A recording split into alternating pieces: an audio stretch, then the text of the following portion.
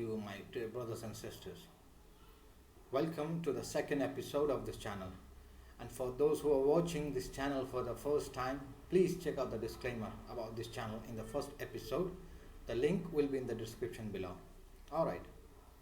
In this episode, I thought I'll talk more about my country, the Kingdom of Bhutan, and its unique traditions and cultures, and the reason which makes this country even more amazing and unique, which is its leaders and the people. And also in this episode, I'll talk about the COVID-19 situation in Bhutan. The people of Bhutan has been blessed with the wisdom and the visions of the kings of Bhutan. I'll just mention a few of them. Number one, G and H. And I think this is indeed the most inspiring one. The idea of gross national happiness, which was founded and propagated by the fourth king of the Kingdom of Bhutan, His Majesty the King Jigme. And number two, the idea of being a self-sustaining country. But we will come back to that later in COVID-19 section. So, what is gross national happiness?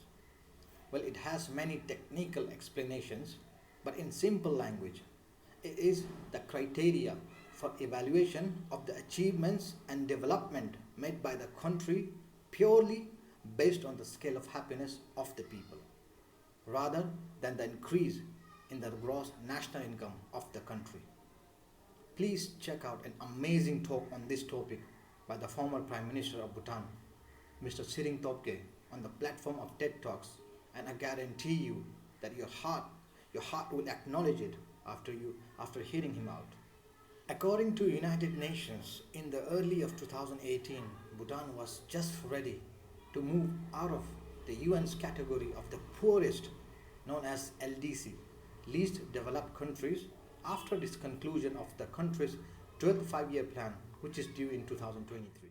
The proposal was made because of Bhutan's increasing earning power, as well as access to better health care and education. The chairman of the CDC, Mr.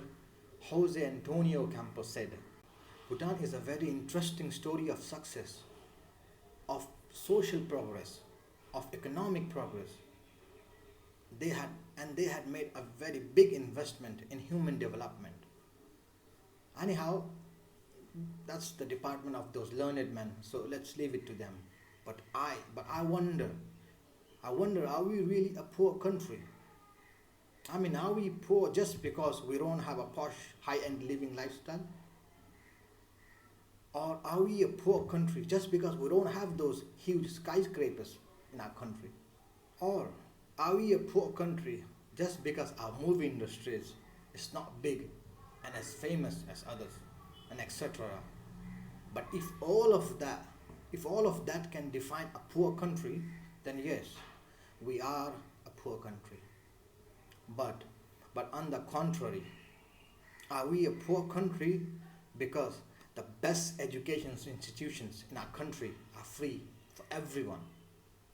Or are we a poor country because the medical facility, covering from regular flu medicines to delivery of babies and surgeries of major illnesses, are all free for everyone?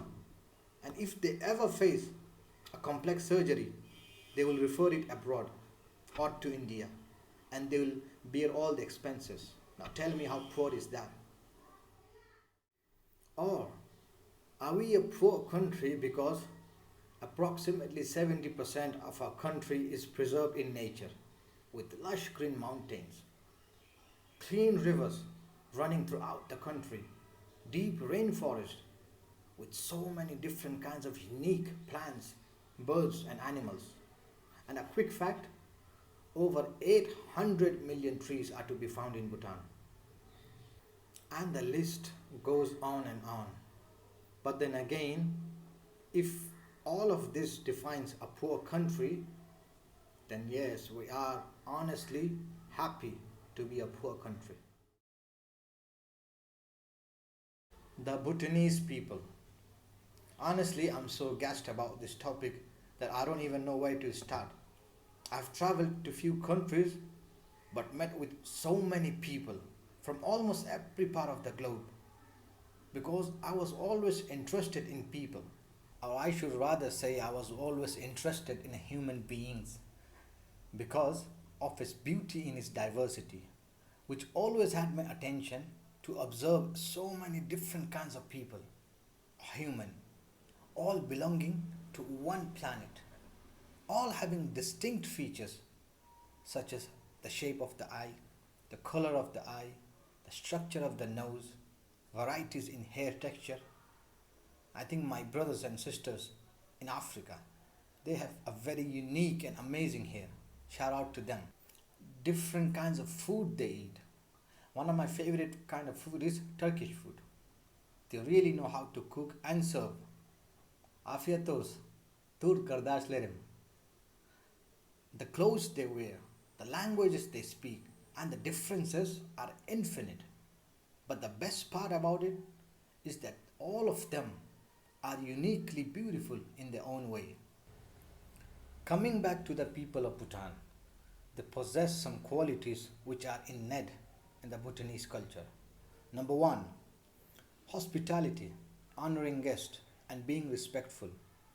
And I'll give you just one small example, and you can figure out the bigger picture yourself.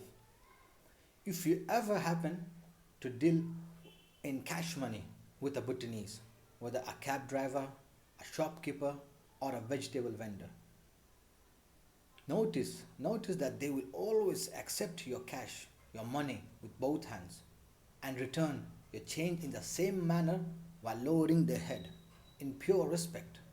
Ain't that a beautiful gesture? Number two, generosity, kind-hearted, and helping nature. They like to help, even when it's about giving something, whatever they can, to people in need, or voluntarily registering themselves with the kingdom's special task force known as DESUPS, just to help and contribute to the country whenever it is required. And we, as all the citizens of the Bhutan, are proud and thankful for them. Shout out to each and every member of the DESUPS. Thank you for your services. Number three, pious. And this is one of the best quality in my opinion.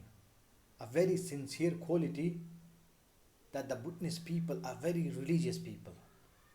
And unlike others, they don't force their religion onto others. Exactly as what the Quran says, and I quote, there is no compulsion in the acceptance of the religion. Chapter number 2, verse number 256. But sadly, so many people don't understand it, rather had misinterpreted. I supplicate that they may realize the true interpretation of this verse. Now, regarding the COVID-19 situation in Bhutan.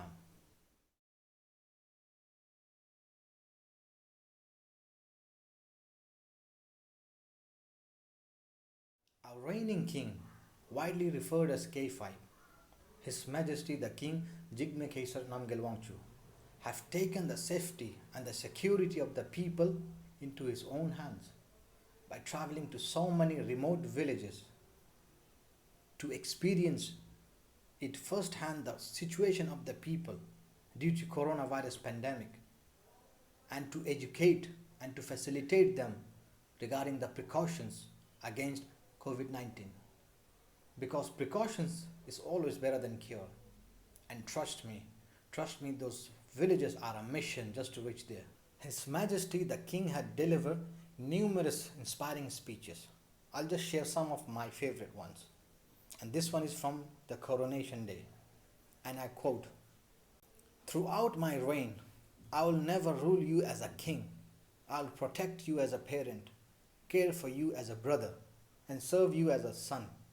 I shall give you everything and keep nothing. I shall live such a life as a good human being that you may find it worthy to serve as an example for your children. I have no personal goals other than to fulfill your hopes and aspirations. I shall always serve you day and night in the spirit of kindness, justice, and equality." One more, and I quote, "The future is neither unseen nor unknown. It is what we make of it. What work we do with our two hands today will shape the future of our nation. And this one has to be mentioned as it was specially for the youths. And I quote, I cannot end without addressing our most important citizens, the youth. The future of our nation depends on the worth, capabilities, and motivation of today's youth. Therefore, I will not rest until I have given you the inspirations, knowledge, and skills so that you will not only fulfill your own aspirations but be of immense worth to the nation. And this is my sacred duty. And I don't think I have anything to say after that, as it says it all. Now, coming back to COVID-19, like many other countries, the King of Bhutan has been providing quarantine facility of 21 days, 7 days extra to be 100% sure, for Bhutanese students and expats returning from neighboring countries and abroad, with all the facility while strictly maintaining physical distance. I also wanted to talk about Her Majesty the Queen Jetsunpema of the Kingdom of Bhutan. Her immense work of humanitarian are countless, so that will make this video too long. That's why I'll leave that for the future videos. I wish Her Majesty the warmest congratulations on the birth of the second prince of the Bhutan. And the bonus that Bhutan had during this pandemic was a very learned personality, the Prime Minister of Bhutan, Dr. Lote Tshering. And with the doctor leading the country's fight against COVID-19, has always kept us one step ahead because of his knowledge and expertise in this field. And as a result of all this, Bhutan has 27 cases of COVID-19. 2 of them being foreigners have migrated, 6 recovery, all the cases are imported cases, and 0 deaths. Our condolences are always with the people of the country severely affected by this pandemic. This message is for my fellow citizens in Bhutan's official language, Dzongkha. Kuzuzampola. Ngache du gekapna yimi mi geralo. Chempale sosa juniela. Dari nava gi virus COVID-19 gi kaktab ki denlu. Rangi lab nalib ki pakka be chunidang. Mi halam himi na joda. Role sago ja be joni da kha pubni disu begopila. Karinchela. This pandemic has taught and made us realize so many little things in every aspect of our life which can make a huge impact, especially regarding the country's self-sustaining ability. The Kingdom of Bhutan is blessed in this regard, and the Prime Minister has been working sincerely very hard and smart in adapting and developing the idea of self-reliance, which was enunciated by the 4th King of the Kingdom of Bhutan in 1970s, long before sustainable development became a global agenda. Imagine that, 1970s, way before so many of us were even born.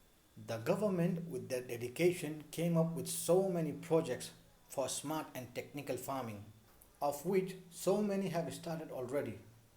Also, they have been regularly promoting and encouraging, especially the youth and the villages of Bhutan, to indulge more in farming using modern technology by providing them with resources and guidance.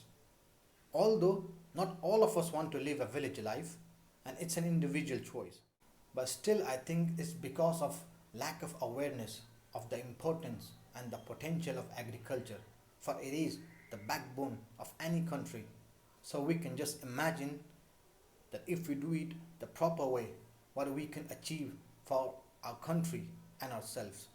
And I encourage the youths of Bhutan who don't have a proper job as of now to please ponder and indulge more in this campaign.